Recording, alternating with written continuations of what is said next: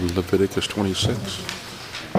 You said Leviticus 26? Leviticus 26. If you turn to Leviticus 25, and then moving into chapter 26.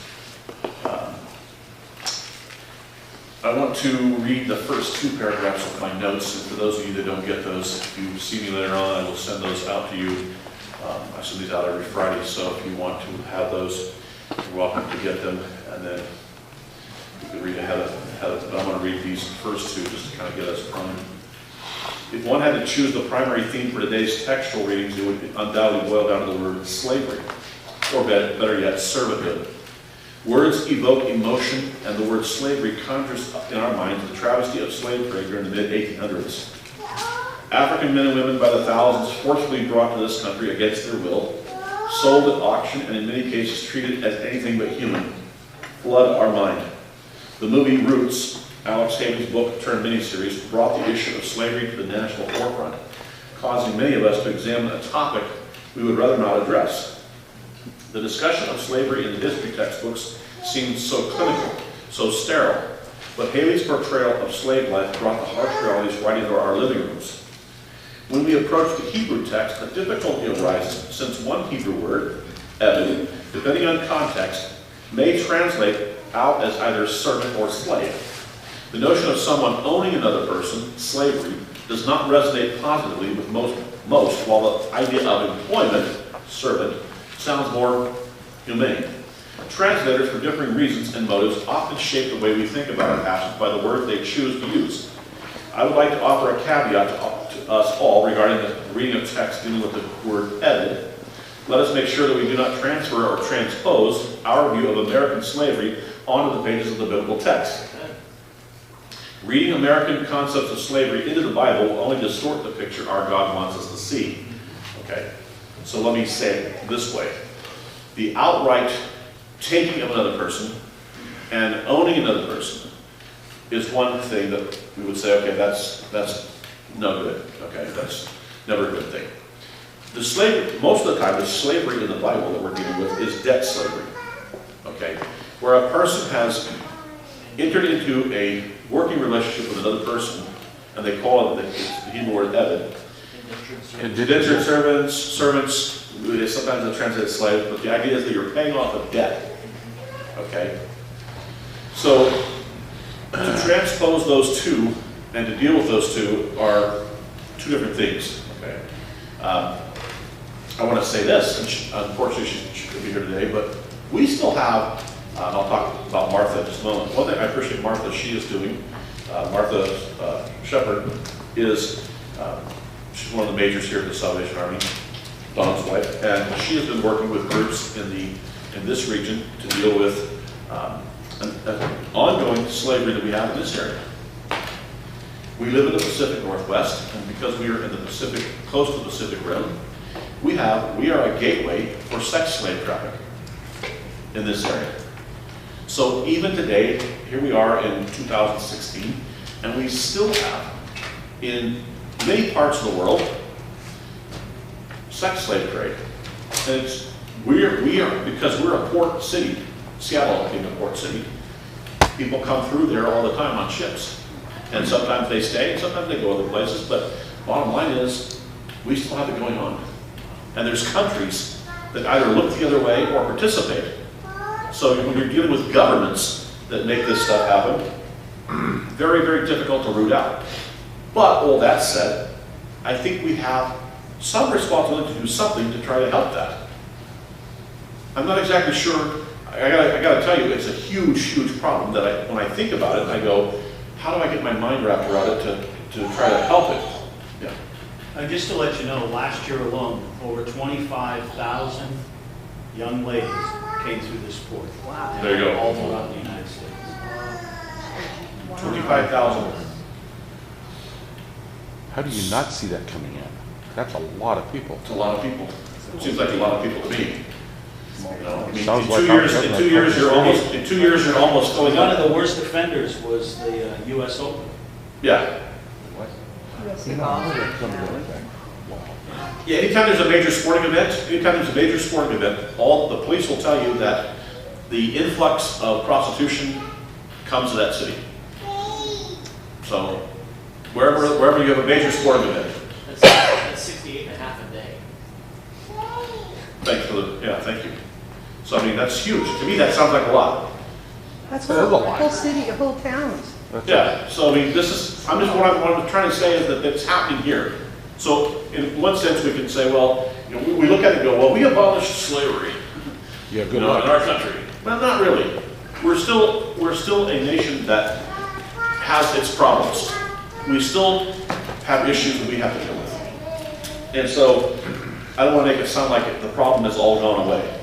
And world missions. One of the things that world missions has come to the realization is that in certain parts of the world, before they could even begin dealing with the issue of the gospel, they had huge problems with sex trafficking. And they realized that we have to give some of our resources to just helping stop this nonsense.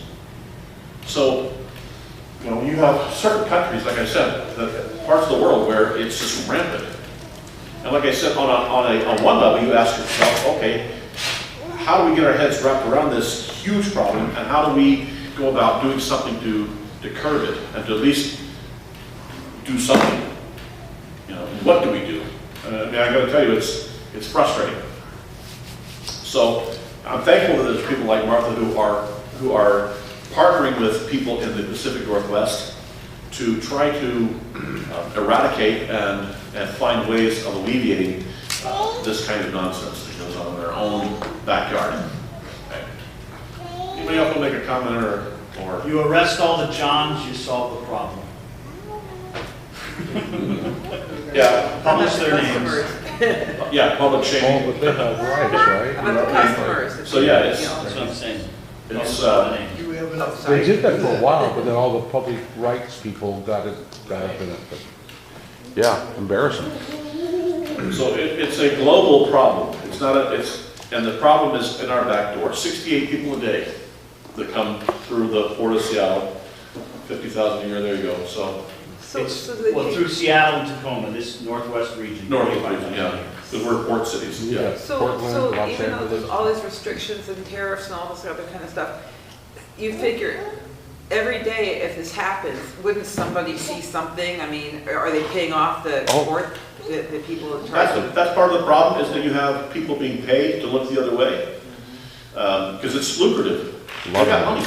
It's like, I mean, look at people who operate in these arenas. They have money, and somebody wants the money, and so it's because of the serious amount of coin that's involved.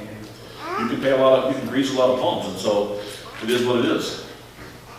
Yeah. I saw a video of an undercover person who went to a Planned Parenthood, and they are completely fine doing abortions for people even under the legal age if they're getting that account.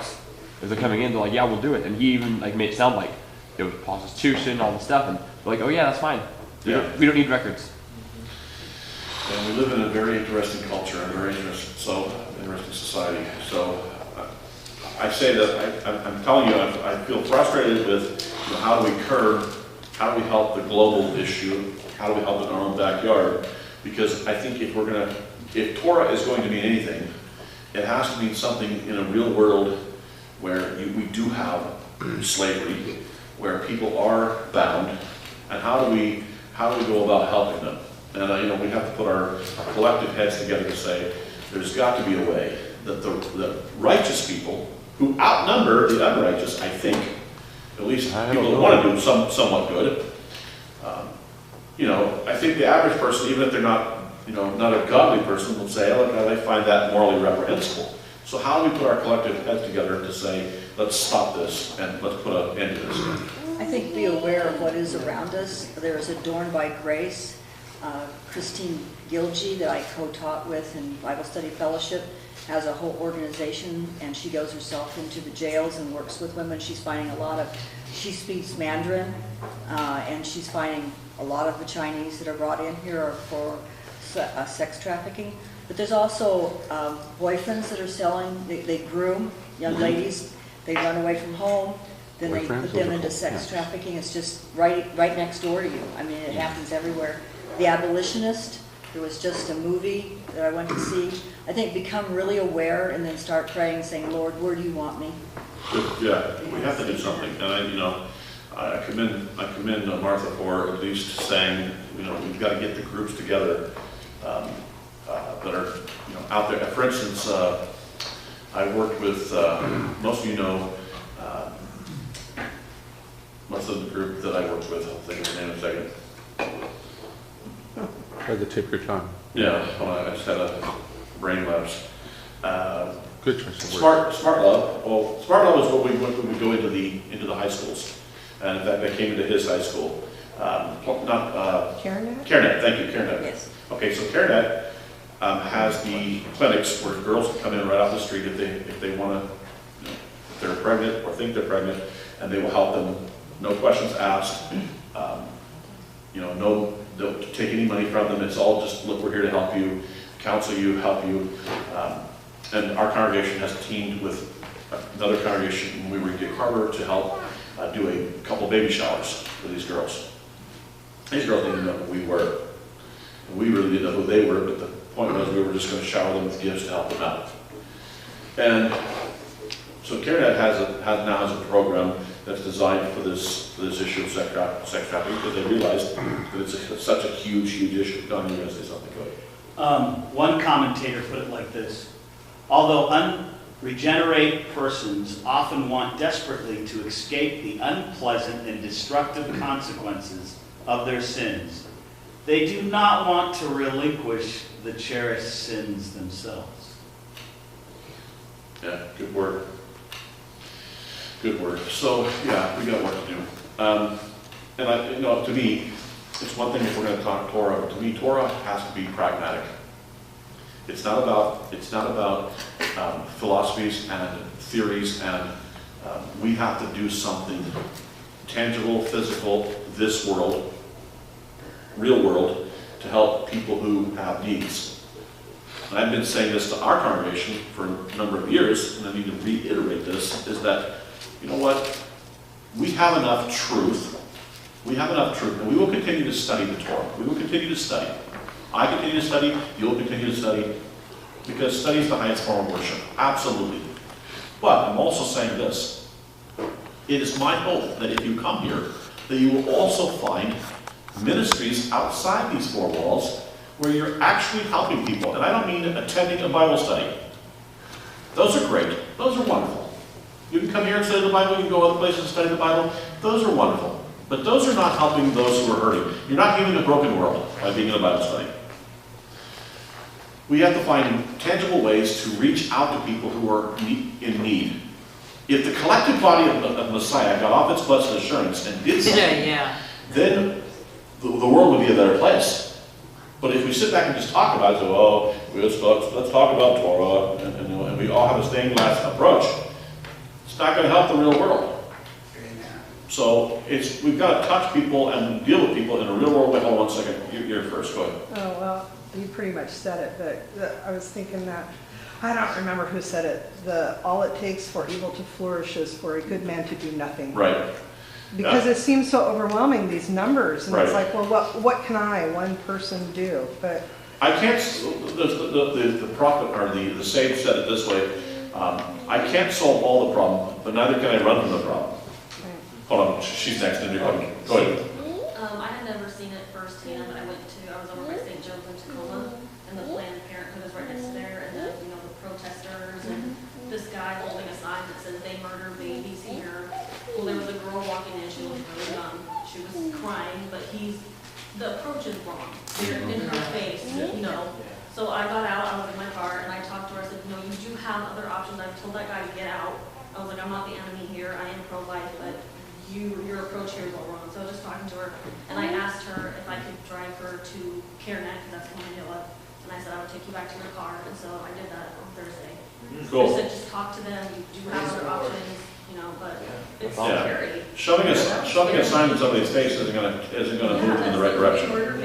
That's not the right approach. No, that's not the right approach. So not only must we have the right, do the right thing, we must do the right thing the right way. Okay, hold on. Yeah, it's just, we can make a difference. And Absolutely. it's like the illustration where You know, this one gentleman comes across this young boy and they're on this beach and there's just thousands of starfish all over the beach. And the boy's grabbing a starfish and throwing it back in the water.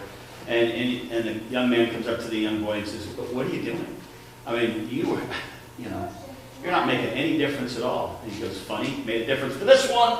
Yep, exactly. Yeah, and you know what? If we only help one, we have to at least help that one. Okay. I think the first step of our responsibility is to do research, like you guys mentioned, there's places to go. I wouldn't know where to tell someone to go. So just to find out, look up information in case you come up with it. But still, you knew it though. I mean, I wouldn't know it. I mean, because I know other countries, when women have children, they don't just ignore them after they have the babies.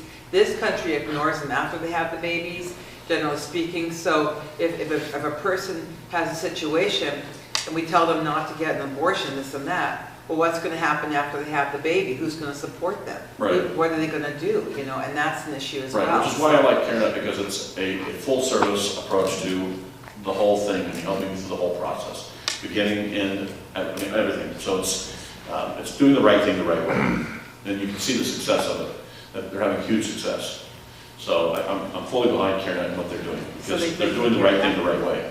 They do after the baby's They born. do, yeah, they do absolutely. So it's the right thing the right way, and we have to get behind. Here it is. Here's the thing. It's some people don't like it because I have people that don't like it because, well, it's parachurch. Well, here's the thing. Here's the problem.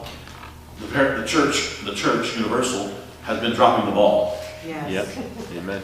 And if the church universal was doing its job, we wouldn't be having the problem we have. Absolutely. If collectively the body of Messiah was doing what we're supposed to do, and here's the beauty about CareNet. I attend a CareNet meeting, and so do a couple of other Messianic believers, and we sit beside people who are fellow believers. And I don't agree with them on a lot of things. I don't have to agree with them, but you know what? When it comes to saving the lives of young women and helping those who are in need, we agree. Okay, on that we can agree. That's what it's all about. And that's what it's about. So I can put aside, I don't have to have all theological agreement with everybody in order to work with them.